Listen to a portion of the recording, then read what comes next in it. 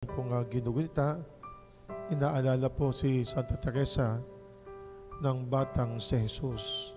Pumasok po sa kumbento ng 15 years old at inilaan po niya ang kanyang buhay sa pagdarasal, lalo na po sa pag-iingat, pangangalaga ng mga kaluluwa.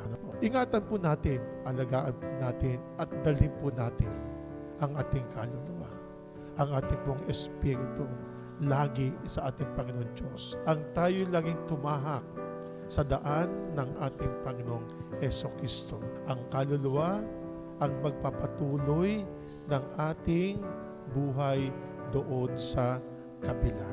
Tulad po ni Santa Teresa ng batang si Jesus, inilaan niya ang kanyang buhay hanggang sa mamatay para po sa kaluluwa ng mga tao.